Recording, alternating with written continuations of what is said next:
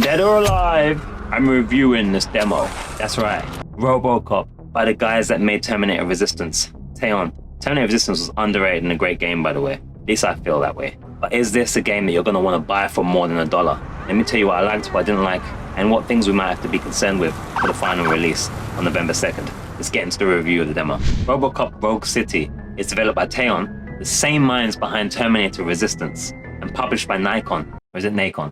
It's set to release on PlayStation 5, Windows and Xbox Series X and S on November the 2nd, 2023, with a special Murphy edition, releasing earlier for about £5 more on October the 31st, 2023. Not scary at all. The game was initially announced to be available on the Nintendo Switch as well, but that version seems to have been scrapped. The Switch has got graphical issues, I guess. It's kind of a tough one to make for sometimes. The game allows us to step into the iconic metal boots of RoboCop, voiced by the original actor Peter Weller, no less, and to patrol the crime-ridden streets of old Detroit with our trusty Auto 9, one of the other 20 weapons available. It's our job to uphold the law in this first-person shooter adventure.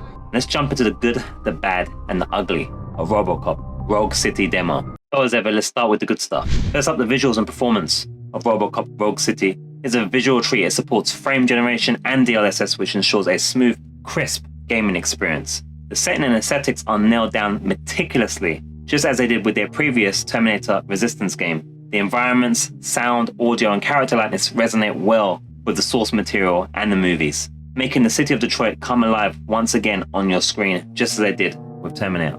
Okay bros, let's talk about the gameplay mechanics, the most important thing of any game, I would say. The shooting mechanics in this are solid. It's really clunky, and you can feel the clunkiness of being RoboCop. But in this case, I think it's in a good way. The feel of the pistol and the computer UI on the screen is gratifying, making every shot and interaction count. The SM9mm and the assault rifle add to your arsenal, though the latter could use some tuning. I didn't find it to be as strong. Headshots are particularly satisfying and impactful, as well as throwing dudes into dudes and throwing things at dudes. It hints at a well thought out combat system.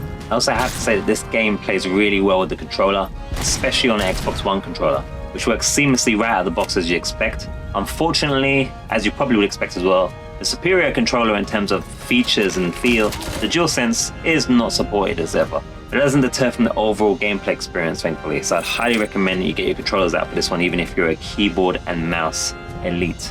Now let's talk about the audio and music in this thing. Oh man, the feels. The audio cues are spot on. It's got actually some great dialogue moments here and there as well.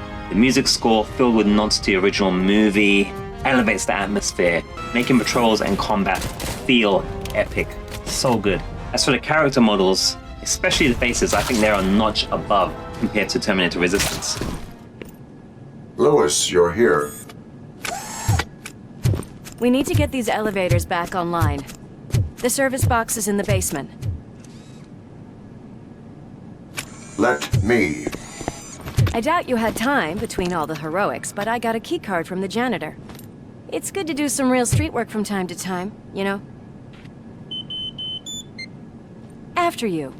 Peter Weller reprising his role adds authenticity to the character of RoboCop. I mean, who else could be him, really? RoboCop is Peter Weller, let's face it. And while Officer Lewis bears a good likeness to Nancy Allen, it is a pity that she didn't lend her voice to this game for some reason. But, the actress doing the job for her is doing a good job nonetheless. Now, thankfully, this game has more to it than the shooting mechanics, because we also have a skill tree and loot system. The skill tree, evidence gathering, and loot systems, although simple, add a layer of complexity to the gameplay. These features make navigating and side quests, finding and completing worth the trouble.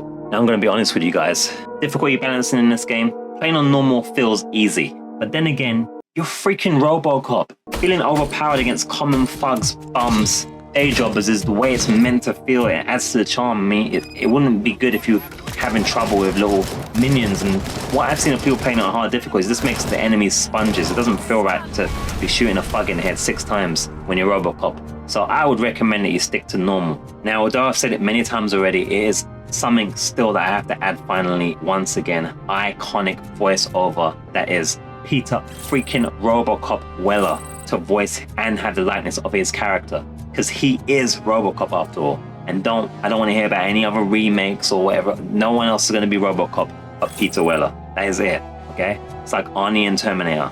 Stop. And while Nancy Allen doesn't voice Lewis, her character in game is quite useful, especially when the difficulty ramps up from the normal. I mean, she steals your kills for Pete's sake. Itches leave, but the rest of you can stay and subscribe and like since you're already here and you seem to be enjoying the content, so let YouTube know so it knows what to recommend next time you're looking for something to buy for $1. Alright, enough praise and loveliness, it's time for the bad. So the audio positioning in this game, one of the noticeable issues is the audio positioning for me. It's hard to discern where sounds are coming from, which can be disorientating, especially in combat situations. The lack of 3D audio is a miss for me, which could have elevated the immersive experience. Maybe we get it in the full version, maybe it's just me. Let me know what you think if you tried the demo or when you play the game out as far as 3D audio is concerned. Another very noticeable problem was lip syncing, man. Seems to be a disconnect between the audio and the character's lip movements in this. Though not a game breaker, it can be distracting at times, especially in a game where visual and auditory immersion are key. I've also experienced minor glitches here and there, like monitors that can be thrown through what seem to be invisible glass or getting stuck by our partner Lewis if standing in the same spot as she takes cover.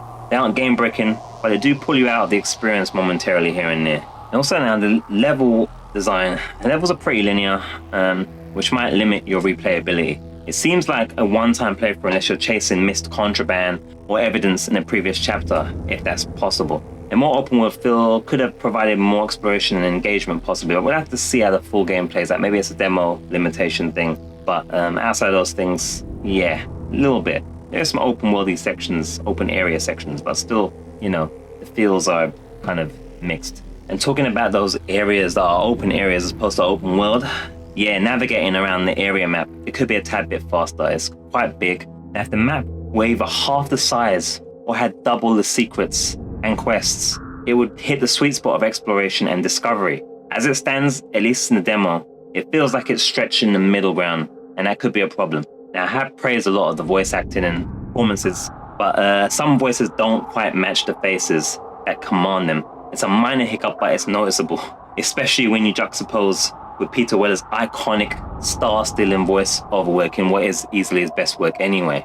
It's definitely jarring and noticeable. First they harass my customers, then they threaten to burn down my shop. You need to do something about it, officer. What do you want, cop? Can't we have a little bit of fun? We did nothing wrong.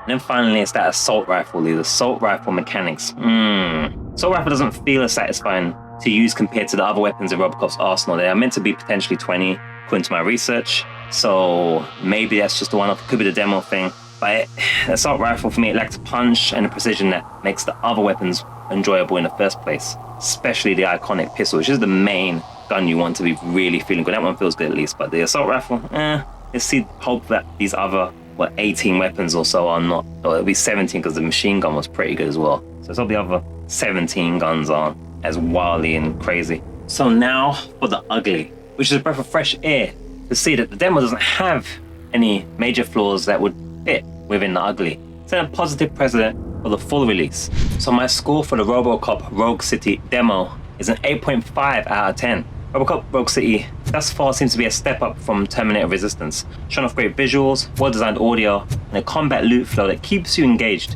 However, a few technical issues and linear gameplay hold it back from being a perfect score. Looming questions around level variety, skill maximization, and side quest diversity linger. Will the game maintain its charm throughout? Will the side quests remain interesting, funny, or varied throughout? Would levels be filled with more hidden secrets to discover throughout? The anticipation builds up as we await the full release on November the 2nd, or the 31st if you're a Murphy edition brah or sis. RoboCop Rogue City's demo has set the stage for what seems to be an exciting venture into the crime-ridden streets of old Detroit. Dead or alive, this game is coming to a screen near you soon, and it's worth keeping an eye on. One more, make sure to check out my full gameplay experience and maybe even a more narrative-focused director's cut that might be upcoming, if not already on your screen.